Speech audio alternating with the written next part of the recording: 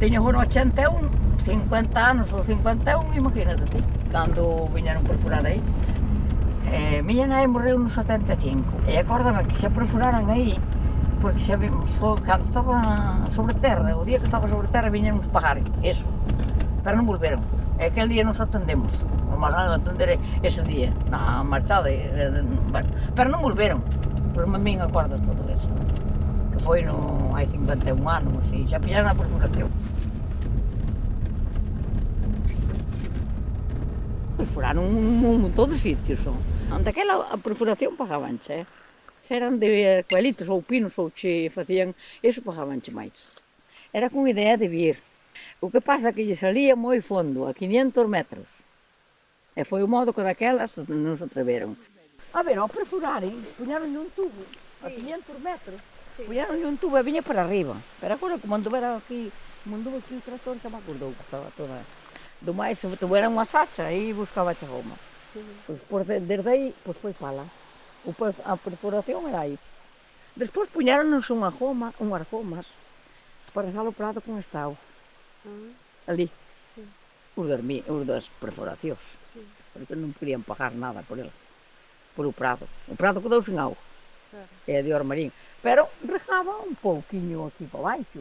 Pero para arriba non chegaba a goma. Estes non son deles primeiro. Onde van traballar agora, o sea, onde din que van traballar, que a mellor que hai no... das curvas de Santo Mil, aí en Bama. Este é o sondeo máis grande que hai nesta mina. 1300 metros. Aí queren ir esta 1000 metros aberta. E a partir dos 1000, subterránea. Cobre é dunha pureza extraordinaria. Víase en tubos, cando os traes, e a polo nas caixas, e despois botan un pouco de agua e se ve sobrador. Non é pirita, ves cobre puro. En 1967, Río Tinto, a empresa mineira, recibe a concesión de explotación da mina e no 1973 empezase a traballar nos terrenos na mina a ceo aberto. Bota ata 15 anos de actividade, ata que o precio do cobre se desploma e a explotación queda en completo abandono. Despois de anos de inactividade, a Xunta aínda así siga sen reclamar unha restauración medioambiental, ni revocar a autorización de explotación, co cal a concesión non caduca, e máis tarde continúan a facerse sondaxes por outras empresas que amosan interés en retomar a actividade. No 2012, por exemplo, a empresa canadense Lundin Mining, e máis tarde, no 2015 aproximadamente, é cando recibimos a chegada de Atalaya Mining, que é a empresa que posteriormente presentou o proxecto. En total, se poden calcular alrededor de 1000 sondaxes, das cales moitas non se coñece autorización de ningún tipo, a pesar de ser realizadas en propiedades, en parcelas privadas, particulares, dos cales os propietarios non tiñan ningún tipo de coñecemento e a quen lle ocasionaron moitos danos medioambientales como contaminación da zona sondada ou mesmo desaparición de fontes e manantiais e acuíferos da zona. Nós chamamos o río da Braña. Isto aquí eran todo brañas e prados, agora isto é todo un desastre. Pois antes da mina para aí había fincas, estaba traballado, labradío, por aí, ademais ese terreno era moi bo terreno, de primeiro puñeron e había, uns grelos daban aí, que nós temos aí unha finca, e viñas aí e a xente vendía, entendes, levaba, e agora, xa ves, por aí puñeron arbolitos, todo eso e todo abandonado, porque con estas aujiñas, o río era máis grande, máis ancho, e agora está nada, chegaba hasta aquí, antes non saltaba eu e agora son bella e salto o río, xa me contará. Transparente como era, que vías as pedriñas aí, as erviñas que tiñas, todo eso, unha maravilla. E as troitas que había, porque claro, non estaba así. Tiña ervitas aí por abaixo, as troitas metías, e eu po vimbio a enredar con elas. Hai agua que leva un proceso, e esa está contaminada. E aí regábase que a agua que iba á presa, e que as cubas e veña. Chegaba a auga nas pistas cando chovía, quedaba todo escarallado. Recórdame no ano 75, chovera tanto, que había 1 metro de auga nos bancos onde se traballaba. Había por os pichados, pero cando se movía un camión cargado facía isto. A auga, esa respondía para o río. Entón xa tiña un cal cerca, a limpaba casualmente, hai unha rampa ainda que debe haber, de cemento. Cal para o río, pero bueno, o río estaba mellor que hoxe, de todas formas, que hoxe. Moi bo color ainda non ten, non sei. Pois esas pedras estaban che blanquiñas, blanquearon de todo, né? E os prados non se podían regar, que non daban erva. Blanqueábachos, os prados blanqueábos. E paseábamos o carro polo río, por acolá. Sí, porque era llano, pasábamos as vacas, pasábamos nós por el, metíámonos no brao, metíámonos no río, e vivíamos no río, bebo agora. Isto non é río nin é nada. É de chiste. Desde que veo a mina fastidiouse todo. Nin auga, mira que odio a eu, por paseinas falando claro putas por culpa da minita con agora teño 4 peliños, pero antes tiña unhas melenazas largas e para lavarte non había auga, porque ademais nós xa tiñamos pozo e auga da traída, e a auga da traída viña ali por donde están as piscinas, ali un pouco adiante, chamabanlle a Fonte da Vella, que traíamos os veciños a auga dali. Veo a mina e fastidiosa a auga, pouco máis andan peleos, discusións con unhas, porque despois ao mellor pola noite botabache unha pingueiriña, decía mamá, bueno, pola mañán seguro que xa rechea e tal, ao mellor ibas pola mañán, pero iba un veciño, metía unha mangueira no teu depósito, sacaba a podela, estaba sin auga, e eu levaba así nunha cubiña, así nada e nada, para lavar os pelos, e tiñas que ir buscar auga porque non tiñamos auga. E a auga debía nacer por aquí, por estas penas. Nacía por aquí, mira o que hai agora. Pero botaba brao en inverno igual. Non apoucaban que fora no brao. Pois se corre redonda, ven a ver o bota. Foi cando perfuraron. E este ainda valía para as casas. Porque o collía, porque está no alto. E había muiños e todo por aí abaixo. Pero a de Ormarín se quedou todos nada. Foi chegar e nem se puderon regar máis os prados, nin deron máis nada aos prados. E iso, daquela, notabas. Tiñas vacas, tiñas que mantelas. E unha auga blanca que iba blanquiña, pois eso baixaba da mina. Así que é para onde vai este río despois. O Ulla, é do Ulla. No 1998 a Xunta aproba un plan de restauración que consiste principalmente na plantación masiva de eucaliptos.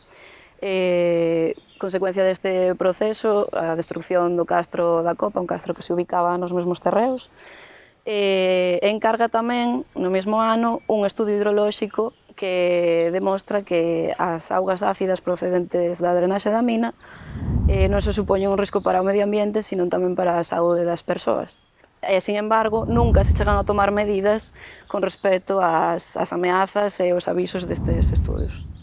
As balsas de lodo da mina rechéanse posteriormente con restos industriais de diversos tipos, como cinzas da fábrica de Ence, restos de construcción, de máis materiais que fan que estas balsas rebosen, contaminando así pozos, acuíferos e ríos da zona. O da presa, mira, o da presa é o asco máis grande que eu vi na miña vida. A presa esa, a presa de residuos, sempre perdeu. No outubro do 73, había un ingeniero que era máis burro que a mí ainda, resulta que botabas ella, por encima da lona botabas ella o barro. E digo yo, oye, a máquina está picando a lona, dixe, usted dedícase a estender. Había unha máquina, unha pata de cabra desas, con púas, e iba furando, por eso, onde vai que esa agua te podría dar nós. Tiñamos unha asociación de veciños, a xente, é mío que vai ao cura, tal, foi, o cura foi, saleu con un coche. A boca calada, acabou, mira, sudadora así, o antes era parecido. Joder, porque empezou a quitar uns panfletos, un dun presumido por unha costa con afumeando, e as aguas que non podían botarse aos prados, despois se podía botar aos prados as aguas, se podía fazer todo normal. Como non nos fixo mal? É para as Que di casas. moito, non fixo mal, fixo moitísimo mal.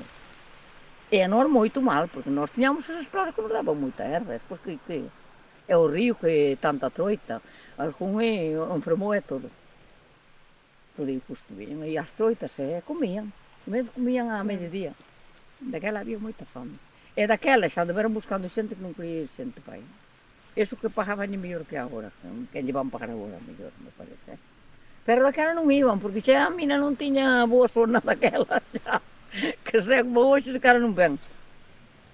Eu traballei case 15 anos, bueno, o que durou a mina.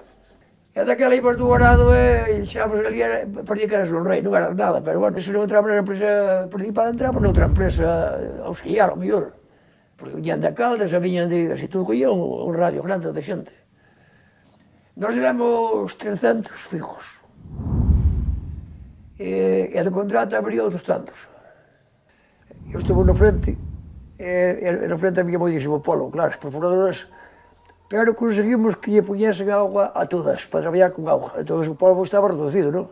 Porque eu tiña unha máquina que non traballaba con moita presión de agua, para aquelas outras pequenas non. E cando xa tocaba unha por cada lado estabas perdido. Ves como estaban os pulmóns que estão sin eles. Eu non volvería a traballar nunha mina jamás. Todos que vi que morreron todos parecidos a mí. Papá non quería mina nin de coña, era veneno puro, decía él. E viñan, cando viñan para comprarlle as releiras, iban donde ao padriño, o sea, que temos as casas en frente, o irmão, e viñan donde a papá e decíanlle, pois te irmão xa nos vendeu, e decíalle papá. Pois a mí non me importa, porque eu non vos vendo. Iban do padriño e contabanlle o mismo, pois te irmão vendeu, pois eu non. E se foron a expropiación, e non, por nada do mundo quería, ademais empleaban na mina, e eu decía, papá xa era maior, porque papá casouse con 40 anos, e tiña daquela 50 e pico, dabanlle traballo, e el que non... Que tiñas que vender, que senón que che roubaba. E meu pai non les quería vender, pero volvían mañán, e volvían pasada, e volvían para outro, como fan estes.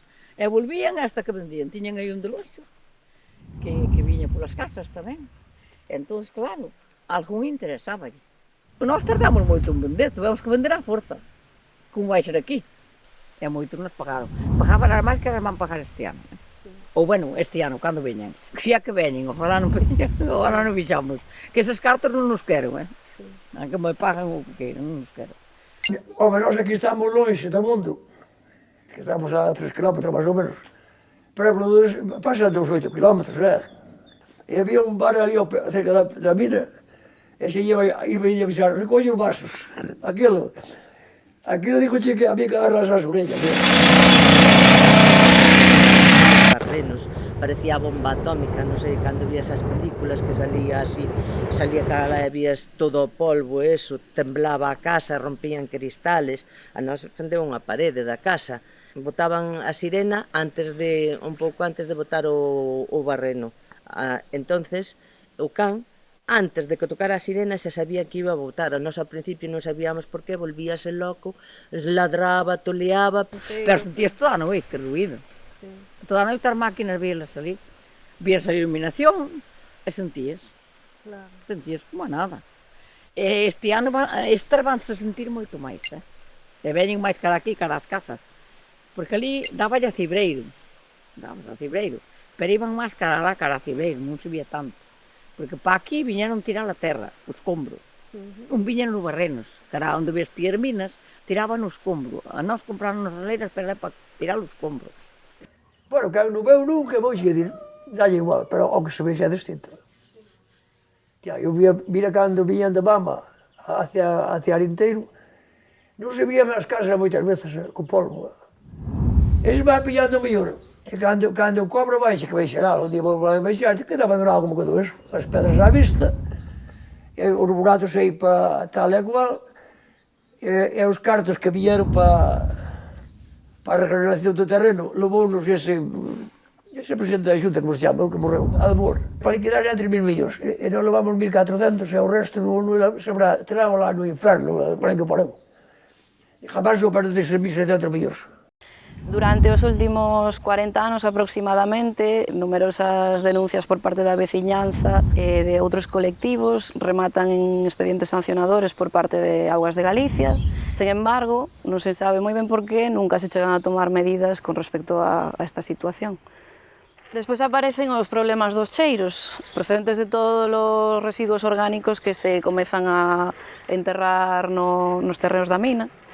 En 2002, por exemplo, por un convenio entre a Xunta e a Universidade de Santiago, proposto por Felipe Macías, comezan a traerse toneladas de lodos orgánicos procedentes de depuradoras e similar, que se enterran nos terreos da mina coa promesa ou co obxectivo de restaurar as zonas, en especial os ríos, cousa que nunca sucede e só xera máis descontento entre a veciñanza.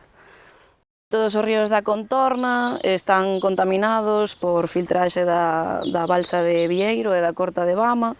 O río Portapego, onde nos encontramos agora mesmo, é un exemplo clarísimo. O río Brandelo, o río Lañas, siguen en un estado de abandono e de contaminación constante e non reciben ningún tipo de actuación por parte nin da administración nin da propia empresa. Sabes como quedou todo desfeito, isto un desastre, un puñetero desastre, que eu, se non lo veo, non lo creo. Despois andan dicindo aí que restauraron, arreglaron, non sei que arreglaron os seus bolsillos, porque outra cousa non arreglaron. Despois de cobrar aínda aí os cartos para arreglar eso, e non arreglaron nada. Levaron non vou a deixar no malo, como vai pasar agora. Sí. Leva non vou a deixar a porquería, deixar a porquería por aquí. Agora é peor, porque collen moito máis terreno, vanche coller as leiras gratis. Ao coller máis terreno, pois as casas se botan máis, as pistas desaparecen, é que é así. Sale moi barato contaminar e o que contamina non paga.